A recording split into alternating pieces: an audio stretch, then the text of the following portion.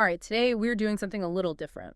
We're leaving the comfort of, the predictable high-speed concrete of the interstate system. And we are driving deep, deep into what our sources are calling the gray zone of South Arkansas. We are focusing really intensely on a single, isolated 40-mile ribbon of asphalt, U.S. Highway 82. This little route connects two towns, Crossett and El Dorado, and it cuts right through the dense timberlands known locally as the Pine Curtain. And it's here, really far from the national spotlight, that a fierce, incredibly high-stakes battle for drug introduction is being fought. That phrase, gray zone, it's so apt because this corridor, it really represents a serious blind spot for anyone who's just focused on the big national transit routes. Right. Our sources, they lay out a very clear operational thesis, which really drives this whole deep dive. The high-volume interstates, I-40 and I-30, they're heavily patrolled.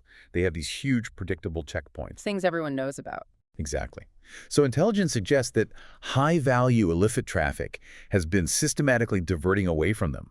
They're using this secondary network, these off-the-beat roads of South Arkansas, specifically to bypass that known vigilance. So, okay, the initial thought here is that the criminals are being smart, they're using counter-surveillance, and they're winning. But the story, at least as it's laid out in the material, it pivots really fast. It's not about the police being outsmarted. Not at all. It's about their aggressive, almost predatory adaptation. We're talking about the Arkansas State Police, Troop F, and the local drug task forces, the DTFs. Right, the DTFs. And they recognize this displacement, this shift, with frightening speed and precision. The sources really emphasize that they have actively transformed US 82 from just a passive bypass route into what they now define as an active kill zone for interdiction. Wow. And that transformation, that chilling term kill zone, it's not hyperbole. It's dictated almost entirely by the geography down there. It is. You are driving through what becomes, for all intents and purposes, a strategic bottleneck. And the core of this 40-mile stretch is what the sources call a jurisdictional gauntlet. And it's centered squarely on the Felsenthal National Wildlife Refuge. And for you, the listener, you have to picture this. Imagine a 65,000-acre basin. It's all cypress sloughs, flooded bottomlands, dense, dark forest. So once a trafficker commits to this specific piece of road, the sources make it crystal clear. Their margin for error drops to zero. Their landscape itself is strategically allied with law enforcement. It's their biggest weapon. Absolutely. And, the atmosphere alone, it just sets this incredibly tense narrative stage. When you study the analysis of the area, you see this stark tension. It's industrial decay and aggressive modernization side by side. It's a very visual contrast. You've got the heavy smell of sulfur from the paper mills, endless rows of pine plantations, rusted out logging equipment just sitting there. But then sitting right alongside all that decay, you might suddenly see a 2025 Dodge Charger Interceptor, blacked out and silent. It's operating like a specialized, high-performance military vehicle. And that contrast, the high-tech hunter just waiting patiently in this landscape of old industry and deep wilderness, that is the fundamental reality of this whole operational theater. Okay, let's unpack this setup. Let's see how the geography really dictates every single move on this board. We have to start with the corridor structure, because it's not a single, uniform type of road. Our sources are clear, it is a segmented battlefield. And geography dictates tactics. Precisely. The entire criminal logistic chain, it relies on these two very distinct anchor points, Crossett on the east and El Dorado on the west. Understanding them is absolutely key to understanding the policing strategy. Because each one serves a different purpose for the smugglers. A completely different logistical purpose, yes.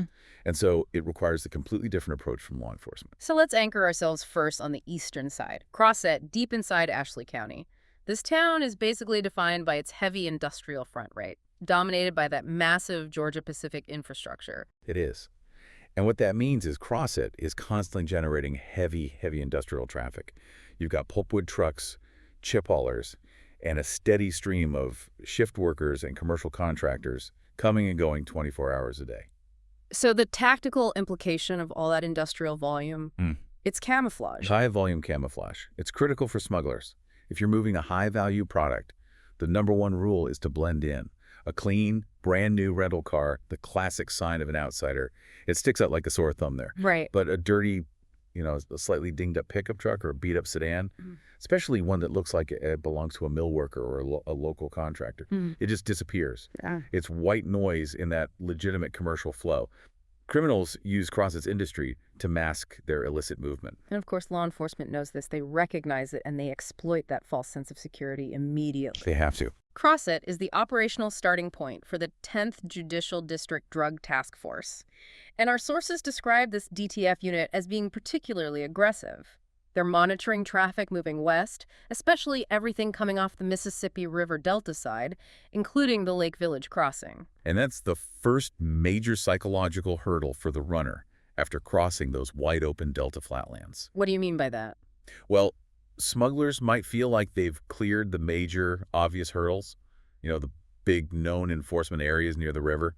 Once they finally hit the Pine Curtain, they think they're safe. And that's exactly where the trap is sprung. This is precisely where the 10th DTF stages those initial encounters.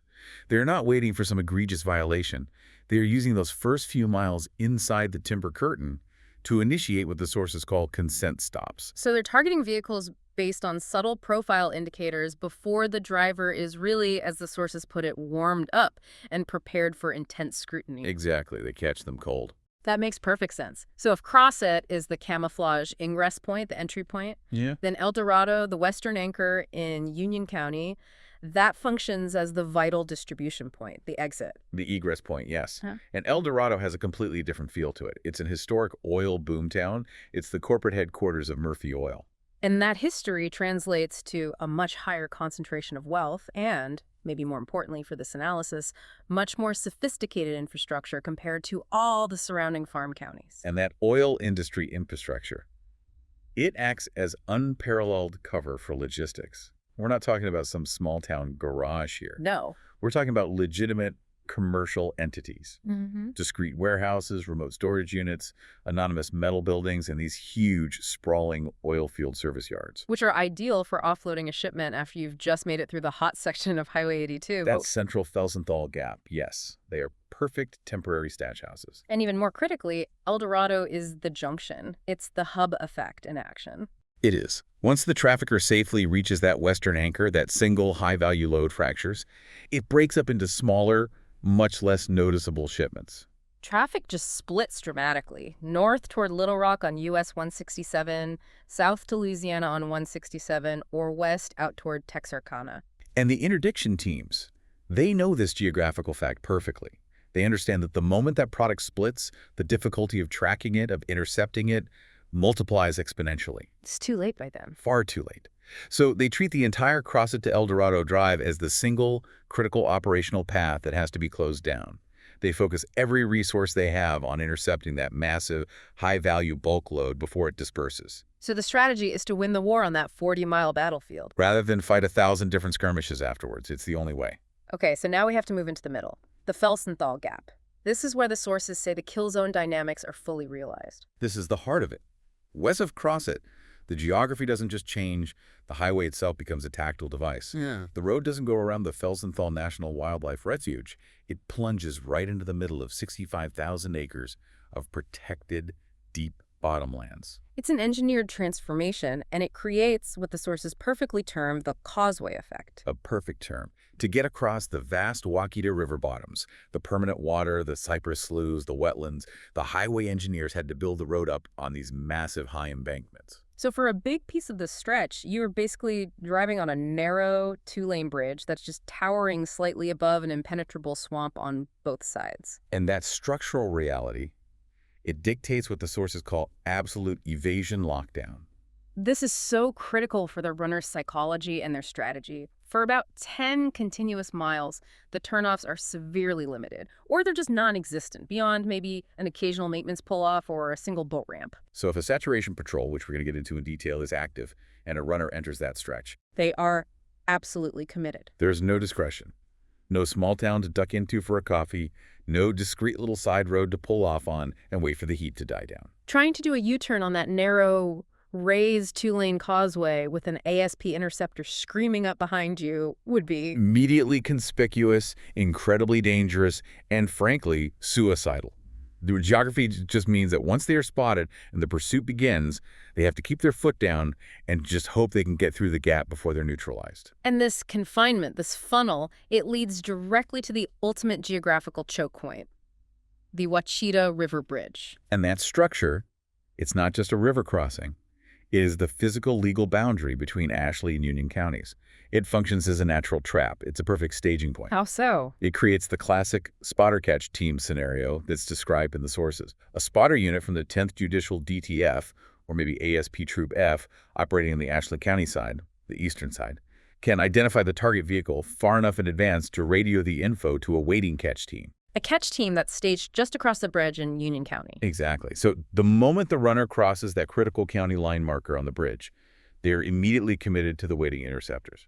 The bridge literally becomes a gateway to an arrest. What's fascinating here, and what the sources really stress, is the psychological warfare that the environment itself imposes on the runner. Oh, absolutely. Yeah. Within those deep bottoms, the natural shielding from the cypress forests and the low-lying terrain causes cellular signals to become erratic, often completely unreliable. Which creates signal isolation. So the runner, who is probably relying on burner phones or consumer GPS, is suddenly cut off. They're forced to rely on less secure, less reliable communication, or just their own paranoia. Meanwhile, law enforcement agencies are communicating seamlessly, instantaneously, through the AWN system, the Arkansas Wireless Information Network. And AWN is a secure, statewide digital radio system that operates completely independently of any civilian cell service. We should probably slow down and define AWN for the listener, because it's such a critical tactical advantage. Please do. What is it, and why is its reliability in those bottoms such a game changer compared to a cell phone? AWN is the backbone of all Arkansas public safety communications.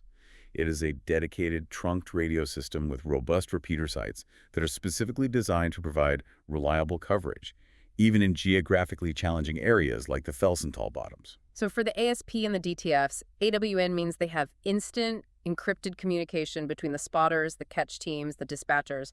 Everyone is on the same page. And at the same time, the runner loses cell service and feels completely isolated and alone. The police network is functioning with perfect coherence. This just enhances the runner's hypervigilance, their paranoia. It creates this constant psychological pressure cooker. Okay, so if the main highway, US 82, is this well-known high-risk operational area, the runner's natural intuitive logic is to find an alternative. Of course, if the highway's a trap, I'll take the side roads. But the sources, they validate that intuition only to immediately explain why these off-the-beat routes are often an even bigger trap. That intuition, while it's perfectly logical, is often fatal for them. The sources categorize these secondary roads as the treacherous flank. And the Felsenthal Refuge and all the surrounding industrial timberlands, they're just crisscrossed with this network of what are called primitive access roads, unpaved, gravel, dirt routes like North Road or Jones Lake Road. And they're used primarily by hunters, fishermen, and the logging industry, not for high-speed travel. So in theory, they offer a perfect parallel evasion route to US 82. You could bypass all the choke points, but the sources highlight the severe terrain risk. What makes these roads so impossible for the specific type of vehicle the couriers are often using? These routes are treacherous because they are absolutely not maintained for speed. They're prone to flash flooding, they're right in the river bottoms, and they are constantly chewed up and rutted by heavy logging equipment. And a high-performance, low-clearance vehicle like the modified muscle cars the pros use Risks immediate and critical failure. The sources note the danger of just getting stuck deep in the mud, sustaining crippling damage to the undercarriage, or simply hitting a poorly marked dead end deep in the swamp. The escape route very quickly becomes an isolated, secure arrest site where extraction is difficult and slow. And then there's another unexpected layer of enforcement risk here, what the sources call the federal overlay in the swamp. We aren't just talking about local county deputies patrolling those back roads. No, we are talking about federal wildlife officers, FWOs. And they operate deep within the Felsenthal Refuge. They do. They're used to tracking poachers, monitoring for illegal hunting, enforcing federal regulations.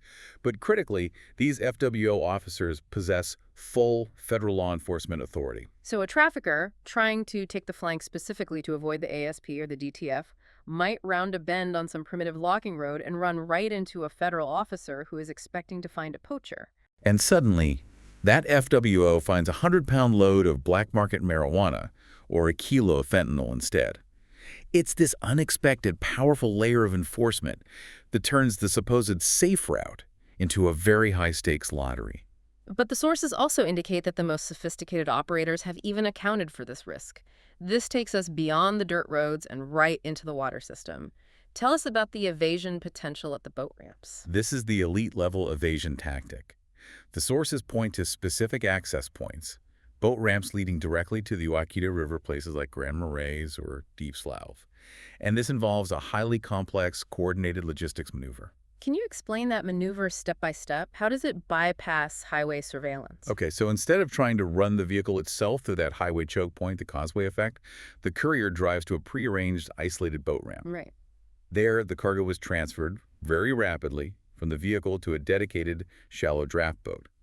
The boat then moves the product up or down the Ouachita River and through its interconnected sloughs. So they completely bypass the entire highway surveillance system. The wolf packs, the causeway funnel, all of it. Everything. But this move requires specific knowledge of the river system, dedicated aquatic support teams, and a very high level of operational risk tolerance. This suggests it's reserved almost exclusively for the highest value cartel operations, not your average freelance courier. That really frames this corridor as a multidimensional battlefield. You've got road, land, and water. So now let's focus on the forces that are arrayed against the runners. The law enforcement order of battle. This is not some haphazard collection of local sheriffs. It's a precise, complex, and highly coordinated multi-agency apparatus. And the primary highway interdiction force, the tip of the spear, is the Arkansas State Police, specifically Troop F. Troop F is headquartered nearby in Warren, but their control area, their jurisdiction, encompasses both Ashley and Union counties. And that is a critical detail for their tactical success. Why is that seamless jurisdictional control so tactically valuable? I mean, why is that something runners typically try to exploit in other places? Well, in a lot of states, pursuits often terminate or at least pause at a county line because jurisdiction shifts, radio frequencies change, and that leads to crucial delays. But Troop F's jurisdiction completely neutralizes that classic evasion strategy. Completely. They have seamless authority across the entire 40-mile corridor. When a pursuit begins on the Ashley County side, the same troop, the same command structure, is already fully operational in Union County. There is no handoff. There is no delay. And their philosophy is just as aggressive. The sources describe Troop F's operational philosophy as being focused not on simple standard traffic enforcement like speeding tickets, but on criminal patrol. They are looking past the speed limit to the subtle signs of much larger criminal activity. They are proactive hunters.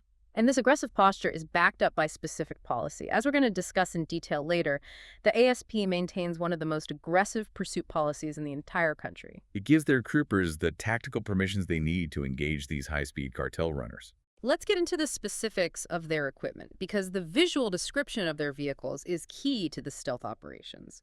You mentioned the slick top vehicle aesthetics. The slick top design is a deliberate, absolutely critical stealth feature.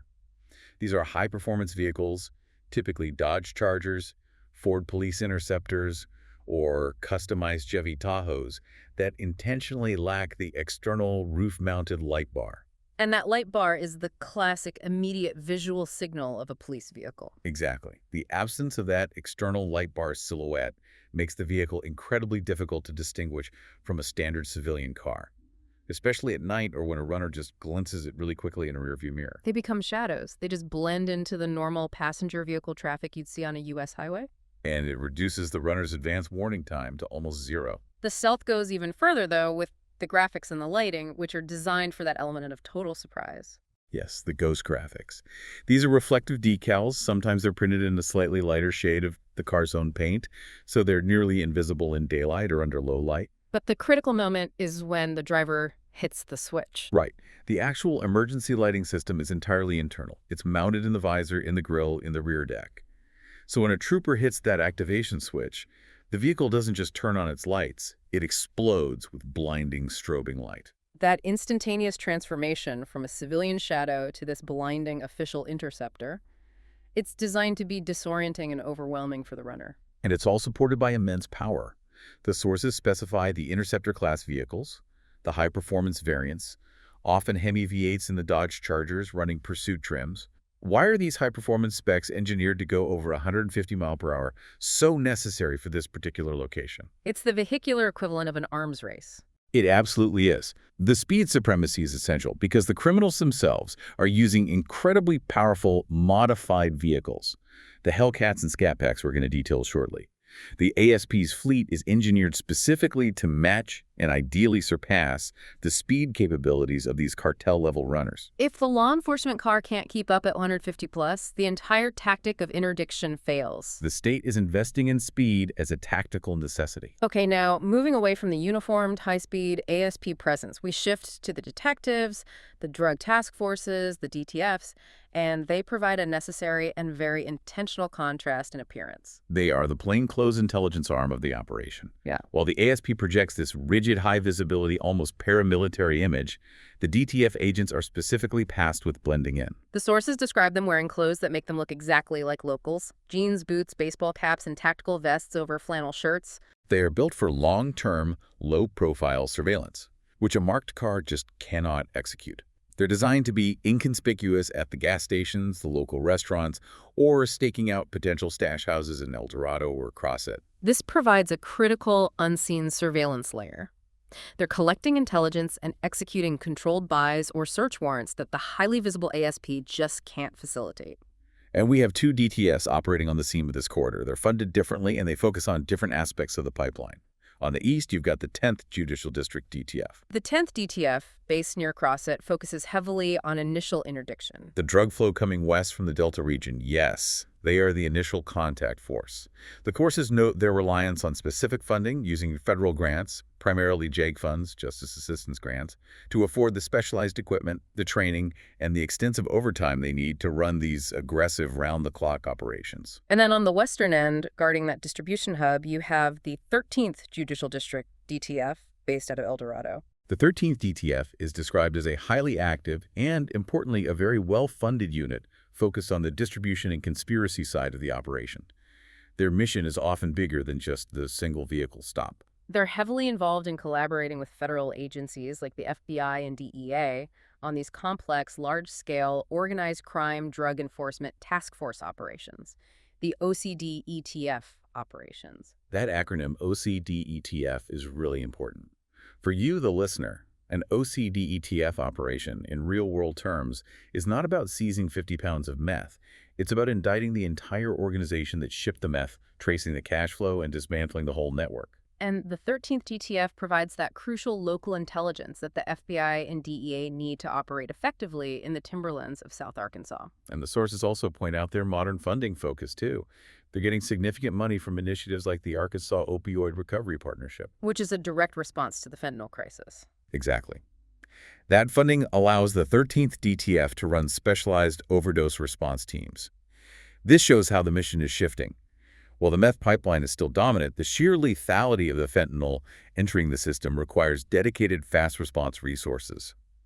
The 13th DTF handles the big federal indictments and the immediate public health response once the drugs hit the streets. We should also briefly detail the necessary support layers. Local sheriffs are critical, and the federal interest is always high. Absolutely. The Union County Sheriff's Office, for example, they operate a criminal apprehension division that works hand in glove with the 13th DTF. They often use unmarked pickup trucks, Ford F-150s or Chevys, which blend in perfectly in that rural environment. Providing surveillance and backup that the high-visibility ASP cars can't. And the Ashley County Sheriff's Office often plays more of a containment role. They handle the vast, sparsely populated patrol areas in the Felsenthal fringes.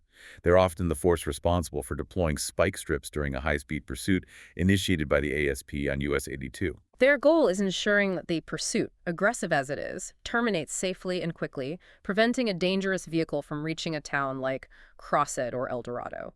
And finally, that federal involvement is constant. You've got the FBI targeting large gang distribution networks and the DEA operating major busts like Operation Enforce and Remove, aimed specifically at dismantling regional meth pipelines. So when you look at this complex apparatus, the ASP, the two DTFs, the sheriffs, the feds, the question becomes, how do they coordinate all that power?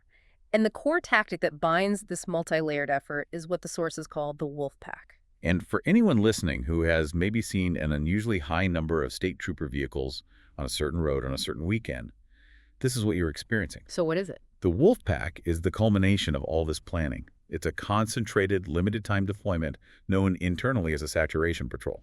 Command identifies a specific target box, maybe a 10-mile stretch of US 82 that's strategically important, and they just flood it. Instead of the usual 2 or 3 units in a whole county, you suddenly have 10 to 15 law enforcement vehicles, marked units, unmarked spotters, providing intelligence. The works. And here is the core defining principle of this operation, the zero-tolerance stop threshold. Meaning, during a Wolfpack event, the operational reality dictates that the threshold for a traffic stop drops to absolute 0. They will stop vehicles for the most minimal, technical, and often overlooked violations. They are actively seeking any legally justifiable reason to stop a vehicle, because that stop is simply a mechanism to facilitate the next stage of the investigation. The sources list some specific, seemingly trivial violations they target. A window tint that is microscopically over the legal limit. Following another vehicle too closely, a license plate frame that obscures the word Arkansas or the registration stickers. Or even just momentarily touching the white fog line on the shoulder. They are not waiting for reckless driving. They are seeking a legal technical hook to get their foot in the door. And this is based on what the sources term the pipeline logic. Let's explain the math behind this intensive, high-volume strategy. The logic is statistical, and it's blunt. Law enforcement knows they are hunting for a needle in a massive haystack. The active couriers are a tiny fraction of the traffic flow. Right. But if they successfully stop 500 cars over the course of a long weekend, the law of averages and historical seizure rates guarantee that they will intercept the 5 to 10 active couriers who are moving illicit cargo. The strategy relies entirely on generating high-volume stops. They're casting a massive net to ensure they catch the few fish they are truly after. Exactly. And once the vehicle is stopped, which the sources call the whisper stop, because it's often for such a minor, quiet violation, the interaction immediately shifts into criminal interdiction. This is where the troopers' specialized training really comes into play. They are masters of reading nonverbal and environmental cues that can betray a smuggler even if the person seems outwardly calm. We can dive deep into the specific indicators they're trained to spot. First, you have vehicle biometrics. This includes the clean ride paradox. A car that looks meticulously detailed, polished, suggesting a recent effort to hide residue or odors. Or, conversely, a vehicle with excessive trash and fast food wrappers piled up, which indicates continuous, long-haul, non-stop travel. They are also searching for masking odors. Oh yeah, excessive air fresheners, deodorizers, chemical scents. They're often deployed to cover the smell of raw drugs or precursor chemicals. Any attempt to artificially mask the vehicle's natural smell is an immediate red flag. Then there is the route logic. This involves questioning the driver's journey and analyzing whether their chosen path makes any rational sense at all. So if the driver claims to be traveling from, let's say, Texarkana, Texas, all the way to Birmingham, Alabama, but they're driving on US 82 instead of the logical, far faster interstates like I-20 or I-40, that deviation is an immediate and critical red flag. troopers see that as clear avoidance behavior. They know that a non-criminal driver would prioritize speed and convenience. A criminal prioritizes avoiding known enforcement points, even if it adds hours to their drive. The physiological stress indicators are maybe the most compelling part of this training. They were looking for signs that go way beyond normal nervousness over a traffic ticket. Troopers are trained to spot extremely subtle physical tells. They're looking for visible signs of panic, like the carotid artery pulsing visibly in the neck, Wow. trembling or stiffness in the hands when the driver passes over their license and insurance card, and a strange psychological reaction called stalemate breathing. What exactly is stalemate breathing? It's this phenomenon where the driver is consciously or subconsciously holding their breath during the initial interaction with the trooper. It's an involuntary physical manifestation of extreme stress. The body is anticipating a threat and trying to minimize any movement or sound. A non-criminal driver might be nervous, but they breathe normally. A courier under high tension often holds that breath. And finally, we have cargo anomalies and ownership issues. So if a driver is supposedly traveling cross-country for several days, but all their luggage, clothes, toiletries, everything is piled in the back seat, yet the trunk is visibly empty. It suggests the trunk has either been modified or is filled with contraband. And furthermore, the vehicle itself often belongs to a third-party owner who isn't present in the car. This is a standard cartel logistics maneuver. It's designed to create distance between the driver, who faces all the legal risk, and the registered owner of the vehicle, who retains plausible deniability. So all of these indicators, the biometrics, the route logic, the stress, they're all critical because they build the probable cause needed for the next most crucial tactical maneuver, the canine integration and legal maneuver. And this is where operational strategy and legal compliance intersect with immense precision. This specific tactic is deployed to navigate a very precise legal restriction that was established by the Supreme Court. The timing of the canine sniff is absolutely critical. It is. In 2015, the Supreme Court ruled in Rodriguez v. United States that police cannot extend a traffic stop longer than necessary to process the violation. The time required to wait for a drug dog to arrive cannot legally prolong the stop. So the police can't just hold you indefinitely because they have a hunch. How do the Wolfpack tactics on US 82 successfully bypass that ruling? They do it by ensuring the canine is already on scene, or just seconds away, during a saturation event. In a Wolfpack operation, canine units are pre-staged right in the target box. So they're ready to go. They ensure that the free air sniff, where the dog walks around the exterior of the car, is conducted concurrently while the trooper is still running the license check, verifying registration, and writing the ticket. The drug investigation is running parallel to the traffic stop. By maintaining that simultaneous action, the stop's duration isn't extended beyond the time needed for the traffic violation. And it stays within the legal bounds of the Rodriguez ruling. It demonstrates a very high level of legal and operational sophistication. That tactical sophistication meets its ultimate test in the literal arms race unfolding on US 82, summarized in The Arms Race, Blackout Runners versus TVI. This is the stuff of modern Arkansas highway lore. It really is. The modern legend that permeates the sources and the local law enforcement narrative is the undefeated Charger. This is often a black Dodge Hellcat or Scat Pack, highly customized, and it symbolizes the criminal organization's ultimate technical and psychological weapon against the ASP. These vehicles are not just fast. They are machines specifically built for high-stakes maximum velocity escape. We're talking 700-plus horsepower engines reinforced with run-flat tires. And the crucial technical addition, a kill switch for all external lighting systems. The run-flat tires are a critical defensive mechanism. Even if the trooper successfully deploys spike strips, the vehicle can often maintain speeds over 100 miles per hour for a distance, buying the runner enough time to escape the immediate pursuit. But the defining tactic is the blackout maneuver.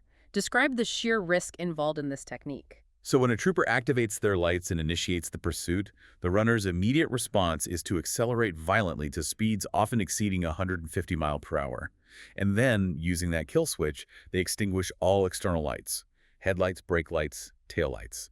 Everything goes dark. And on a pitch-black rural highway like US 82 through the Felsenthal Bottoms, a black car traveling at triple-digit speeds with no lights. It effectively becomes invisible to the pursuing officer behind them. The sources refer to the mental state required to do this as suicidal confidence. It truly is. Driving at a 150-plus in total darkness, on a narrow two-lane road that is full of hazards, blind curves, oncoming logging trucks, narrow bridges, and endemic deer activity, the margin for error is just non-existent. The runner is betting everything on the landscape and the darkness protecting them, knowing that a single mistake will result in total catastrophe. And this suicidal tactic has forced the ASP to implement equally aggressive, high-risk counter tactics.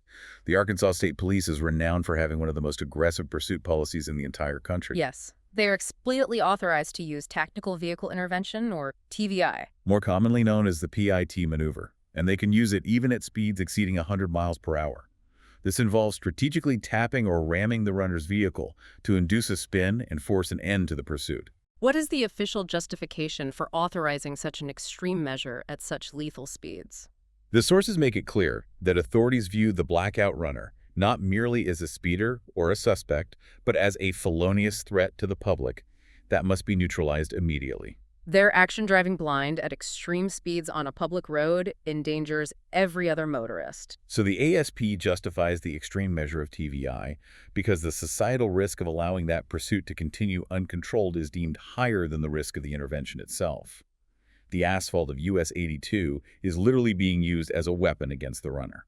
And just as the runner is upgrading their hardware, the ASP is continually upgrading theirs to maintain that speed supremacy. Precisely. The slick-top Chargers used by ASP are rarely stock vehicles. They're often chipped, tuned and maintained specifically to match and attempt to surpass the 700-plus horsepower capabilities of the cartel-level vehicles. It's a continuous arms race. We circle back briefly to the offbeat escape. If the runner can't outrun the police on the highway, they might turn off the road. They often attempt what's called the dusting technique. The dusting technique is a brief, desperate measure. It involves turning sharply onto a dirt or gravel logging road and accelerating just enough to create a massive blinding cloud of dust. The goal is to obscure the pursuing trooper's vision long enough for the runner to gain distance and break visual contact. But we have to reemphasize the inherent danger here. While they create momentary cover, they are still committing a high-performance sports car to a dangerous, rutted, and often dead-ending logging road. The escape buys them maybe 30 seconds of visual freedom, followed by a very high risk of getting stuck and arrested in isolation. The intensity of the enforcement, the aggressive pursuit tactics, the high cost of the specialized interceptors, it's all justified by one factor: the sheer volume and value of the commodity flow moving along this pipeline. US 82 is absolutely not a provincial side route. It is a major east-west transshipment artery.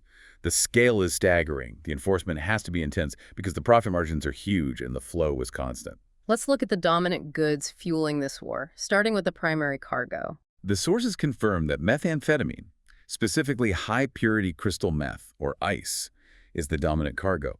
We see evidence of massive seizures, figures like 177 pounds, 56 pounds, consistent multi-kilo loads, all sourced from sophisticated Mexican super labs. And the logistics of this flow are critical. This meth tracks north from the Texas border regions, McAllen or Laredo, up through US 59 or 259 into Arkansas. And then it catches US 82 to move toward its final destinations in the eastern and southeastern states, targeting major hubs like Atlanta and the Carolinas. This Arkansas segment is a critical midpoint. It's a necessary evil for the cartels because it avoids the high-visibility I-20 and I-40 corridors. But the increasing lethal threat is fentanyl. The interception of this drug is rising, specifically of the lethal M30 pressed pills, which are designed to look exactly like legitimate prescription oxycodone. And the lethality of this cargo justifies that zero-tolerance posture of the ASP. Fentanyl pills are incredibly high-value, highly compact cargo. The sources provide a terrifying specific detail for you, the listener. One shoebox can hold enough pills to overdose a small city. That density and lethality means that the stakes of every single traffic stop are magnified. The small footprint allows massive value to be transported with minimal physical bulk. And while it's often overshadowed by the meth and fentanyl, large loads of black market marijuana remain a staple of interdiction seizures on this highway. We're talking about 100-plus pound loads of high-grade marijuana, often sourced from large-scale cultivation operations in states like Oklahoma or California, moving eastward to markets where the product is less common or more expensive.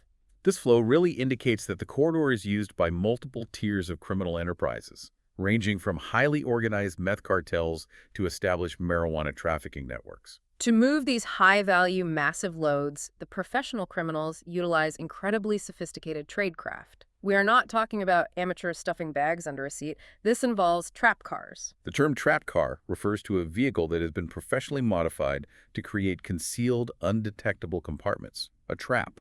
This can involve building false walls behind the rear seat, Modifying the gas tank or windshield washer reservoir to hold liquid meth or sealed packages. or even the extreme measure of structurally hollowing out drive shafts or structural components to create hidden voids. These modifications are specifically designed to defeat standard visual and physical searches. And they employ complex operational maneuvers to maximize their chances, like the heat run decoy. The heat run decoy is a brilliant piece of tactical misdirection. A decoy car, often driving slightly over the speed limit and fitting a certain profile, speeds ahead of the primary vehicle. And the decoy's mission is to deliberately draw the attention and the stop from the wolf pack. Right. While the decoy vehicle is pulled over and the troopers are occupied writing the ticket, the actual load car, driving legally and inconspicuously a few miles behind, slips right past the occupied officers on the side of the road. It ties up immense police resources, multiple troopers, maybe a canine unit with a low-value misdemeanor stop, allowing the high-value cargo to proceed unnoticed. So what does this all mean for the structure of law enforcement operations in South Arkansas? Let's talk about the judicial context and the economics of enforcement, because the aggressive policing we've detailed is not purely about public safety. It is fundamentally fueled by economic necessity and incentive. The sources clearly link the intensity of the operation to funding. Drug task forces, particularly the highly active 13th DTF, they rely heavily on two mechanisms to fund their high-level operations: asset forfeiture and federal grants, like those JAGI funds we mentioned earlier. And this creates a very direct and undeniable financial incentive for aggressive interdiction. When the DTF successfully seizes cash, and we're talking about specific examples from the sources like a $28,000 cash bust or the statewide stats showing $1.4 million seized annually, that money is often funneled back directly into the seizing agency under civil asset forfeiture laws. It's a self-sustaining cycle. It is. A portion of that seized money is used for essential equipment. The Hemi interceptors, the specialized canine training, the overtime for the wolf packs. They are literally funding the next pursuit and the next operation with the profits of the last one. If they stop seizing cash, the operational tempo slows way down. And to maintain this funding, they have to constantly demonstrate quantifiable results to their grant providers. Absolutely. The sources show the 13th DTF receiving substantial sums, for instance, a specific $297,494 federal grant, which requires high seizure statistics and measurable outcomes to maintain eligibility. And the wolf packs, with their high volume of stops and subsequent seizures of drugs and cash, are the fastest, most effective way to generate those necessary statistics and keep the financial pipeline open. It ensures the task force remains funded and operational at a high level. And we can't ignore the local revenue model that adds another layer of pressure and risk along the route. Towns like Strong, which sits right on US 82, might not be federally sanctioned speed traps. But the sources indicate they certainly share that small-town, big highway dynamic that's common across rural America. For the tiny towns along the corridor, traffic fines generated by strict enforcement are a vital revenue stream. The classic scenario of the speed limit abruptly dropping from 55 to 45 to 35 as you enter town is a routine, constant feature of the drive. And this constant, legitimate traffic enforcement forces the runner to maintain maximum vigilance and adhere strictly to the posted speed limits in these key zones. It slows them down and exposes them to that wolfpack stop threshold. Here's where it all connects back to the runner's psychology. Putting this entire economic and tactical framework together, it gives us the complete psychological profile of the individual driving the load car. They are operating in a perpetual state of hypervigilance and paranoia. They are aware of the wolfpack tactics, they are aware of the economic incentives driving the officers, and they know the geography traps them. Every parked vehicle looks like a slick top officer waiting to engage. Every glimpse of light in the rearview mirror is scrutinized. Their entire run is a constant high-speed calculation of risk and reward. They're constantly calculating the distance to the next county line or, more crucially, to the Wichita River Bridge. They know that a momentary confusion between dispatchers or a shift in jurisdiction, even for a few seconds, could be the difference between a successful evasion and a high-speed TVI takedown. The psychological tension of this 40-mile drive is arguably as potent a weapon as the Hemi interceptors. This Highway 82 corridor is a microcosm of the modern rural drug war. It is a place where high-tech surveillance beats primitive, relentless geography, where the Arkansas State Police interceptors are custom-built to neutralize the power of cartel-level vehicles, and where the road itself is deliberately used as a weapon by both sides. It is fundamentally not a backwater road. It is a fiercely contested, technologically advanced pipeline. The core conclusion drawn from our sources stands firm. This corridor is fertile ground for anyone seeking to understand modern logistics and interdiction strategy. Every single piece of its geography, the industrial anchors, the Felsenthal Swamp, the narrow causeway bridges, is leveraged tactically. And the intense enforcement confirms why the listener's suspicion about this secondary road being a major pipeline is not only correct, but probably underestimated. But the escalation is continuous. From the aggressive TVI tactics authorized at extreme speeds to the high-performance interceptors, law enforcement is consistently forced to raise the technological and policy ante. Just to counter the high-tech modifications and the suicidal confidence of the blackout runner. And this raises an important question that defines the future of this conflict. What does the next generation of rural interdiction look like when even the slick top becomes expected?